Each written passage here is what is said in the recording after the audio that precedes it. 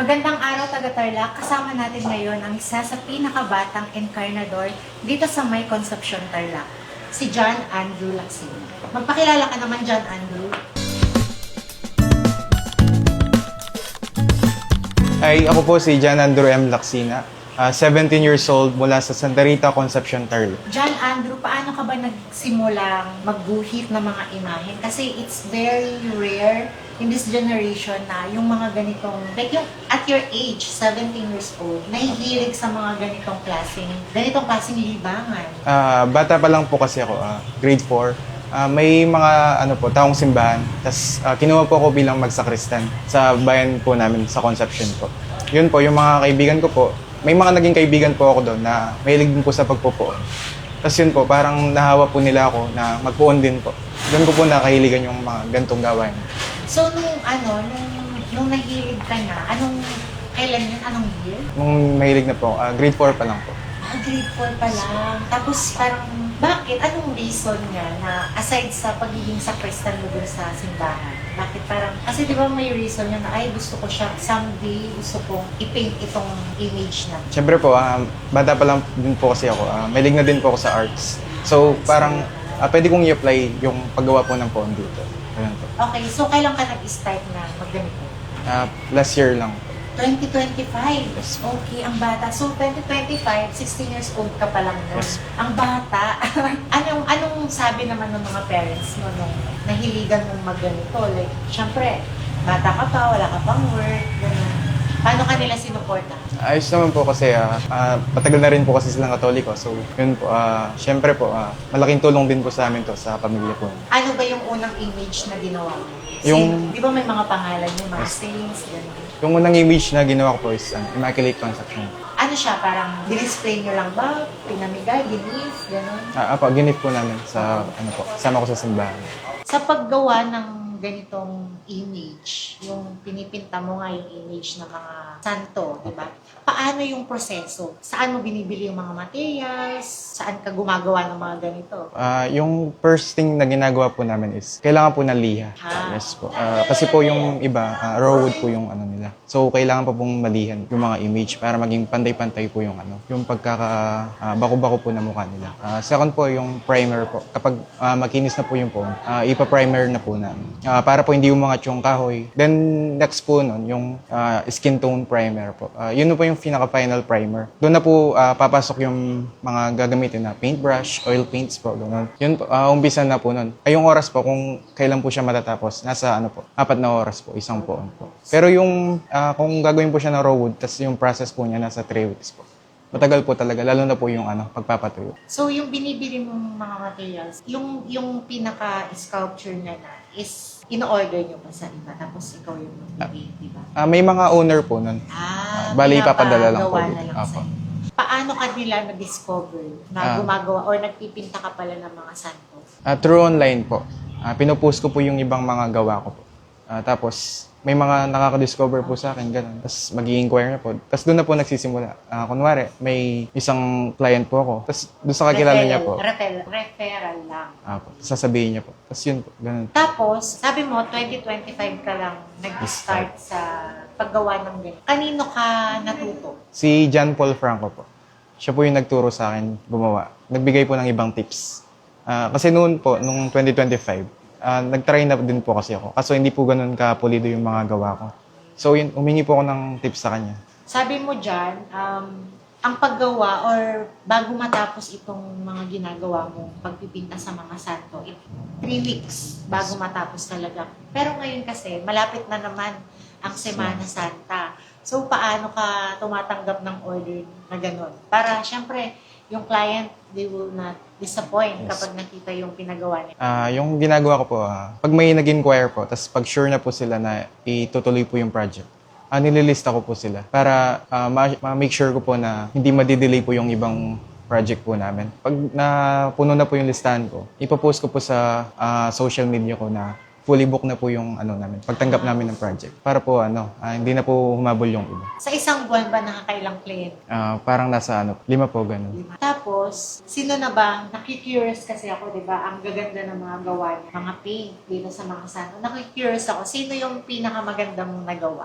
Yung image ko po na Santa Rita, sa akin po siya mismo. Sweet. Santa Rita. Yes. Dito sa may Concepcion. Kasama naman natin yung mother, nanay ni John Andrew Lacsina. Pakilala po kayo. Magandang araw po. Ako po si Sally Lacsina. Anak ko po si John Andrew Lacsina. Nakatira po kami dito sa Barangay Santa Rita, Concepcion, Tarlac. Mother, nung nalaman niyo na ganito yung hilig ni John, anong reaction niyo? Okay naman po sa amin na ganyan po yung mga hilig niya kaysa po sa yung iba po, di pa po yung mga bisyo, mga tambay-tambay. Pero wala naman po kami problema sa kanya kasi mabait po siya. Ilan po ba yung anak niyo, mother? Ilan po siya? Pangatlo po siya. Bali 5 po yung anak ko. Tapos, paano niyo po siya sinuportahan nung sinabi niya na parang, gusto ko ng ganitong, gusto ko ganitong hobby. Opo, sinuportahan po namin siya kasi pag halimbawa po may gusto daw po magpagawa, sabi ko, sige kunin mo. Pag sinasabi niyang baka hindi ko kaya, tutulungan ka namin sa paggawa para hindi ma-delay yung mga project mo, sabi po namin sa kanya. Gaano po ba kalalim yung pananampalataya niyo as Katolik? Malalim po kasi isa rin po akong pastoral dito sa aming chapel sa Santa Rita. Tapos yung isang anak ko rin po na babae, sa Kristan din po siya. So paano niyo siya tinutulungan? Marunong na din po ba kayong mag-painting? Hindi pa naman po. Yung yung pagliliha tsaka yung pagmamasilya, ganun po. Tsaka primer. Hanggang dun lang po yung alam muna namin ngayon. Pero sana po matutunan din po namin para lalong mas maging maganda yung mga gawa po niya. Ano ba yung mga challenging na parang, syempre, hindi naman all the time na parang madali lang kay John Andrew gumawa, ganun. Ano ba yung mga pinagdadaanan niya na alam, parang nahihirapan siya dito? Yung pong, sobrang minsan po kasi yung pagkadukit po niya parang pangit po. Tapos medyo matagal po yung pagliliha. Mahabang oras po bago magpantay-pantay po yung pagkaping. Ano naman masasabi niya? Syempre, at his age, 17 years old, kumikita na siya. Opo. Ang daming client, di ba? Opo. Unang-una po, syempre, nagpapasalamat po kami sa Panginoon na binigyan pong ganyan talent yung anak ko. Tapos malaking tulong rin po yung mga kinikita niya po para sa pamilya namin. At maraming salamat din po sa inyo. At nabigyan ng oras yung anak ko para interviewin po. Dapat lang, kasi isa ito sa mga rare talents ng mga Tarlaceños, di ba? Kasi madalang, di ba? Madalang talaga. Nung nag-chat siya sa amin, sabi namin, interested kami sa story mo. Kaya, kung okay lang, bumisita kami, papakita kung paano yung ginagawa mo. So, very maganda po yung yung kwento niya kung paano po siya nag-start. To the point na 2025 lang, last year lang, di ba? Ang bilis ng progress, ha? So, paano? Bakit ganun?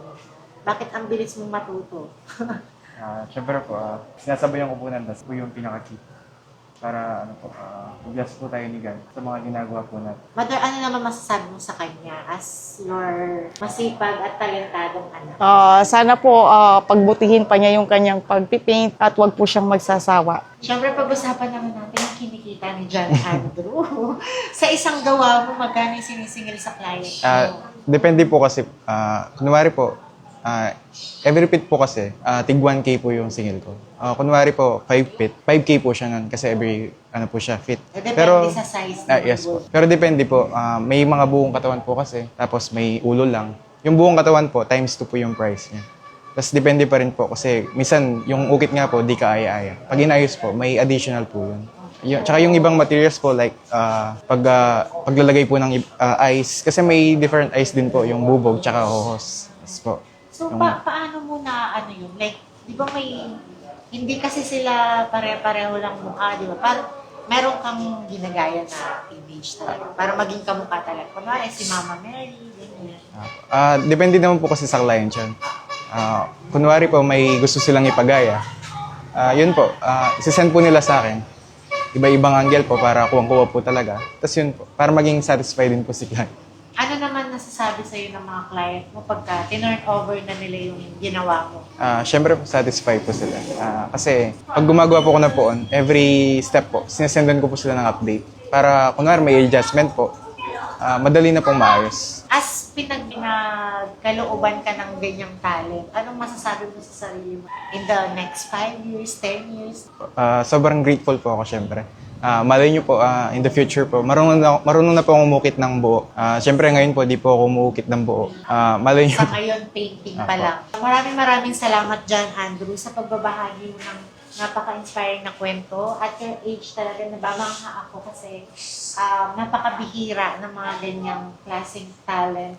Lalo na dito sa Tarlac, no? Okay. Dahil bihira siya at makakapagpa-inspire pa sa mga generation natin ngayon na maging masipag sila sa kanilang ginagawa. Diba? Maraming salamat, John Thank you. Andrew.